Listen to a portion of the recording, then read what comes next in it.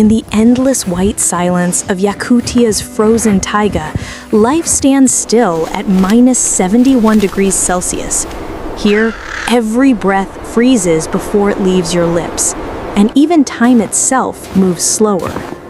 Deep within this world of ice lives Anfisa, an 80-year-old widow, alone in a small wooden hut surrounded by snowdrifts taller than her roof. For decades, she survived here, trapping, fishing, and collecting firewood long after her children moved to the city. But this winter, the wilderness would test her in ways it never had before.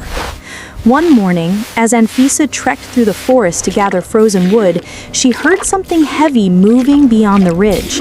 At first, she thought it was wind against the trees, until the sound turned into snorting breaths and the crunch of hooves. Out from the fog emerged a massive Siberian bison, its fur rimed with frost, eyes wild with hunger. In this weather, even animals lose their fear of humans. The beast had been driven mad by starvation. Anfisa froze. Her rifle, an old Mosin, handed down from her late husband, was slung across her shoulder, half buried in snow. The bison snorted again, then charged. She ran, her boots slipping, heart pounding, breath breaking in the freezing air. Snow sprayed behind her as she stumbled behind a fallen pine. The ground trembled with each step of the charging beast. Hiding behind the trunk, she fumbled with her rifle, fingers stiff and blue. The bison rammed the log, splinters flew. She aimed, exhaled slowly, and fired. The creature staggered, then collapsed in the snow.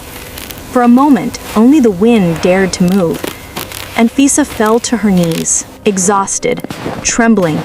Her tears froze before they could fall. She had survived. Again. That night, she cooked a small piece of meat from the fallen bison, saving most of it for her dogs and for the long days ahead.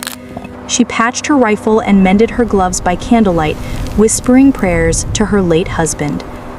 Outside, the snowstorm raged, but inside that small cabin, there was warmth, not from the fire, but from a heart that refused to give up.